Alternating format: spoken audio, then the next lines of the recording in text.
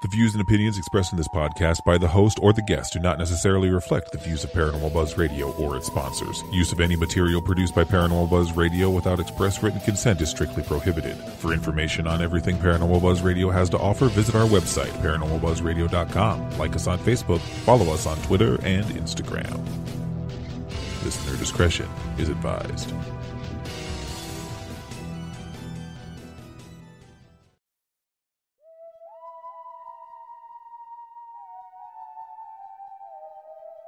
Listen in as your host, Casey Colburn, brings together a perfectly picked panel of guests to discuss hot topics and events within the metaphysical and paranormal field. But don't worry, should the discussions get too heated, our studio switch will sound a cackle to simmer the cauldron back down. Listen for new episodes of Cauldron Talk with Casey Colburn every Wednesday night at 6 p.m. only on Paranormal Buzz Radio. This is a bonus episode from Season 1. I'm your host, Casey Colburn, and we are talking about the fear of the paranormal. Please welcome back to the circle Amy Perry Lane, Kat McDonald, Cryss Marie, and Kimberly. So earlier we were talking a little bit about fear. I'd like to expand a little bit on that. Yeah, I wanted to touch on a little too. I forgot who it was that said it, but mentioned like people are getting fearful of the paranormal again. And I almost feel like we have this struggle in our society in general with a fear of dying. And it's almost like these shows are making it fearful, not only the paranormal, but to be fearful of dying, be fearful of anything unknown. And I just don't, it's not a good direction to go in because it's a part of life. And as someone that used to cry myself to sleep when I realized as a kid that like that's what's going to happen someday, like to see how far I've come with that, like I would love to see more people not afraid of it and embracing it more and living life more. It almost makes people stop living because they're so afraid. Our society is like a fear of the unknown, and we need more people like us trying to educate and welcome people into this instead of keeping them scared and at arm's length, you know. Now, there's fear, and then there's the play up the fear because people want to be scared. So sometimes that makes it tough when you're holding events. We're all event holders. You know, I don't know how many times I've had people come in and just want to hear horrific facts. They don't want to hear about, you know, let's say, cookie cutter ghost that makes noises or, you know, just every once in a while move things around. They want to hear about what demon is here. You know, or I've had people come into events saying, I want to see a demon. And I think, what is wrong with you? I don't. If all of this hype that we keep seeing being sold, and each time it has to get to be more fantastic and more fantastic of a story in order for things to sell and outdo one another. As far as the television stuff goes, and even some social media. It's just kind of disheartening to see that people are moving away from keeping the deeper aspect of ghost hunting and figuring out what's going on with the human soul after we pass. Mm-hmm. And that it's not a game, and it's not an episode of Fear Factor, and it's not, you know, it doesn't prove how brave you are because you're going in to battle a demon or a place that you think a demon may be. It's just really kind of a struggle for us. But at the same time, what I really love and find refreshing is when I do get to meet individuals at one of our events, and you do get to show them what real investigating is like, and it can be dull at times, but you start telling them about what your theories are, what your ideas are, what your hopes are, and some of the stuff that you're trying to connect to an entity in a building, to find that there are a lot of people out there that are actually kind of looking for a new perspective rather than just the junk that's being spewed out for ratings or to fill time slots on air. Mm-hmm. Yeah. And we noticed that when we had an investigation on Halloween at Central Terminal. You had like and just in our group, because there was, probably like 6 groups of 20 or whatever it was. Just in our group of 20, there was probably like 10 of us that were like very serious and be quiet. We don't want to muddy up the EVPs and all that stuff. And then there was people that were just goofing around and talking and wandering down the hallway and scaring each other and screaming. And so it's like they were just looking for the Halloween jump scare. And, I wish I could have just been like, guys, come here, pay attention to this. Look at how serious this is. Serious, but not, like. Yeah. I mean, not serious, like, fall in line, we're in military school. I just mean, like, it's, it's an interesting thing. It's something beyond what is right in front of our face. And a lot of people are superficial like that. Like, it's got to be presented to you right in front of your face. It's got to be very simple. And I think it's interesting to dive into the unknown and look for more. Right. And I don't even care if everybody wants to become a serious, die-hard investigator. But what I love to see is when you do get the person that comes in that's skeptical, and then they do start settling down and kind of paying attention. And the reason being, one of the biggest reasons that I ever got involved with this, and Kat brought it up, is one day I'm not going to be walking around in my skin suit. I'm going to be maybe the voice that somebody hears but doesn't see me, or, what happens to me. And I always kind of want to keep that in the back of my mind, that one day I'm going to be this spirit without this body. And so I'd like to hope one day that I'm not in one of these crazy buildings that we go into, that I've learned enough lessons here, that I can move on and be at peace. But I just always think, those people looking for the jump scare, like, have you never thought about one day our time comes too? We don't live forever. And so I don't know where that disconnect comes from. And thinking ghosts are one thing and we're another. It could be the people that don't believe, they don't think of that because they are skeptics and they don't believe that there is, like, a lot of these people, I think, come just to see that their theory is right. This isn't true. Nothing happened. There's no activity once we die. But, I mean, I was one of the biggest skeptics over a year ago, and I've totally done, like, a 180 with how, I still have that healthy dose of skepticism, but you couldn't tell me anything.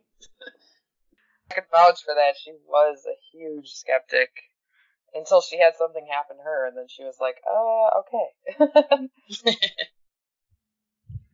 Yeah, Doug, he still doesn't believe a lot of the people in the field and a lot of, like, stories, but certain things that I've done, it's just become way too coincidental for him, and,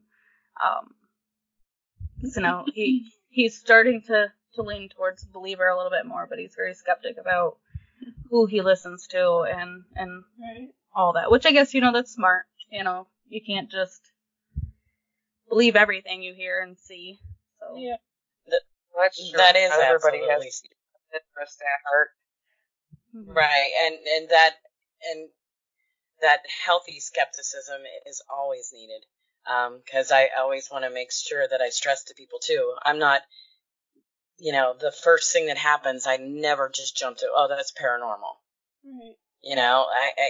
You gotta look for the logical explanations. You gotta look for things that make sense first before you make that leap into, hey, I don't know, I can't explain that. That's something that shouldn't be happening. So it's good to keep your wits about you. Yeah, that goes along with the investigating part of this. So it's not all just paranormal. You have to actually do the work, do the investigating. My favorite experience that I talked about interview was with the cat. My first instinct was go check to see if there was a cat in the Hinsdale house, because of what I saw. I can explain all that later. And it wasn't oh, that's obviously a ghost cat.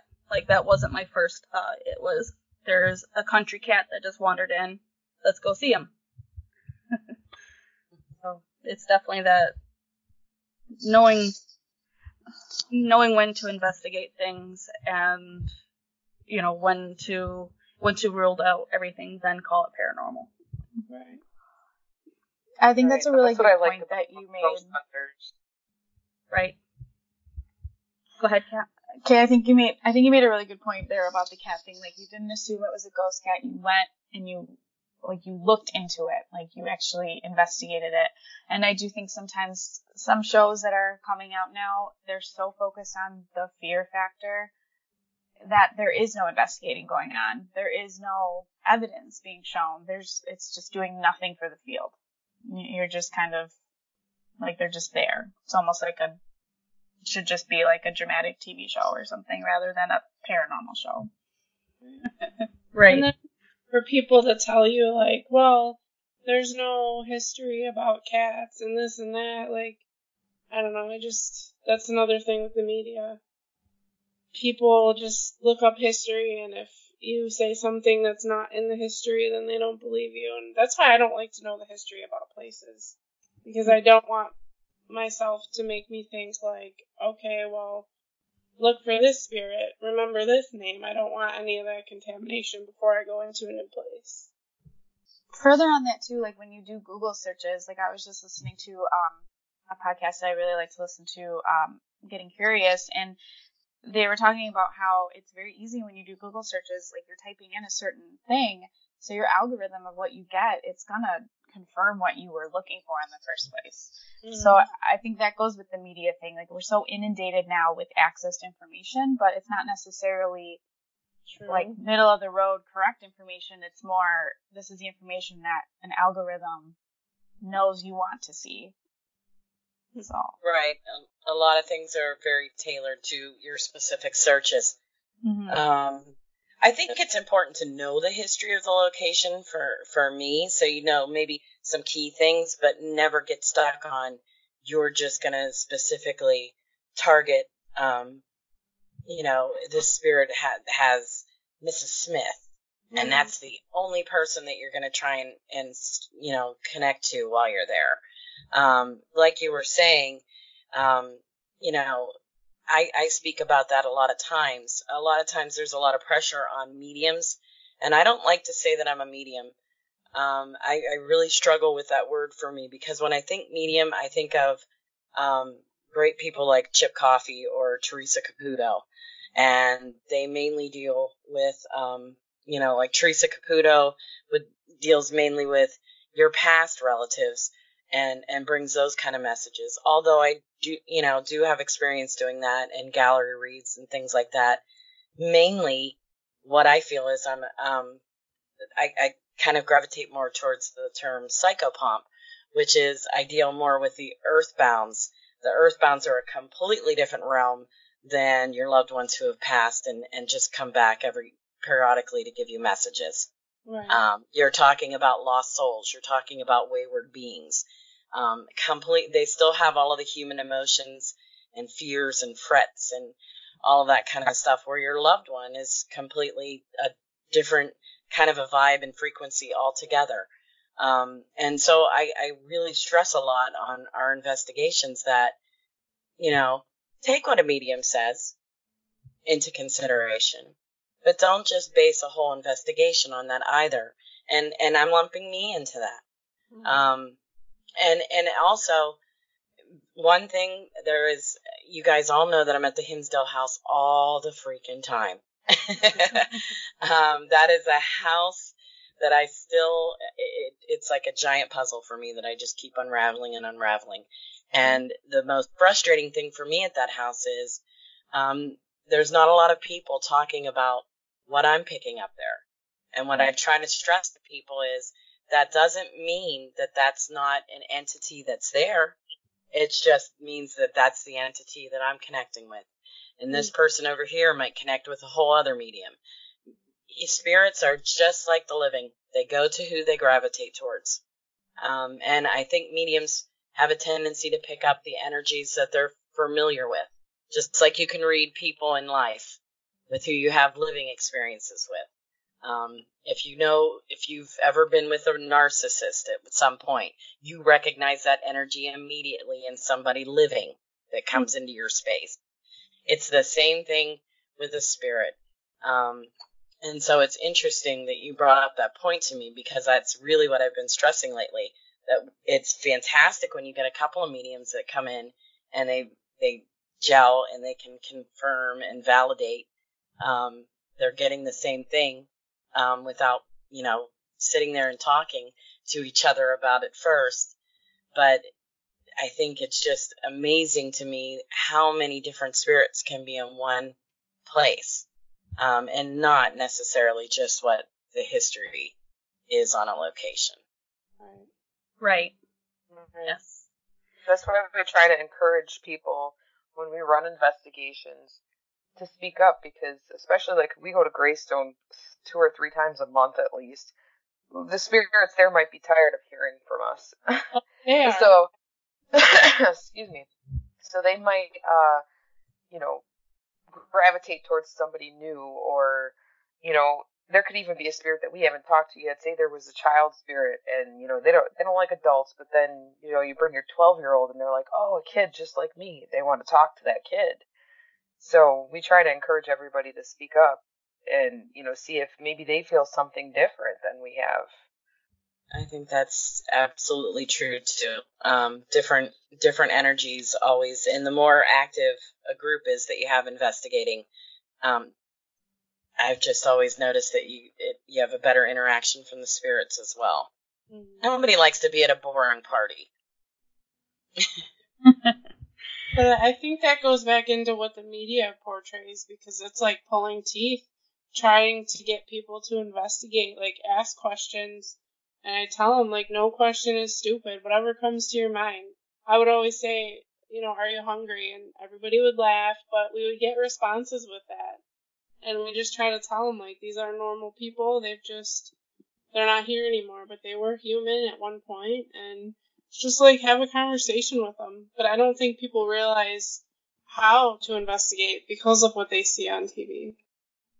Right, and they go into that interrogation mode, and I'm always kind of against that. I mean, it's great to ask poignant questions, but intermix it with things that would make somebody go, wait, what? If they're around and they're like, oh, they're going to ask the same boring questions, but you do something silly like, what color is a banana? Yeah. Mm-hmm. And it's like, wait, what is she talking about? Mm-hmm. I think it's fun to interject being that playful, silly. So many times you don't see that on the shows. You see, I got to come in here and act like I'm a corrections officer. Yeah. I got to come in here and act like, I'm going to exercise the place.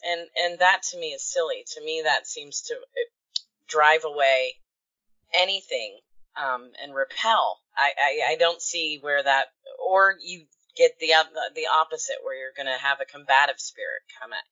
And that to me doesn't add anything to the field. It doesn't add any answers. It doesn't add any credibility. It's bad marketing, and I hope we get over that soon. I really do hope that craze passes.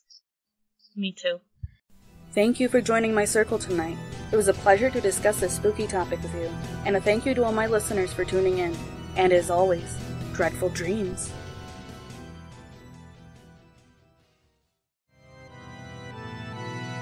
Remember, my darlings, to always be kind to those around you, including our friends with claws, fangs, and fur.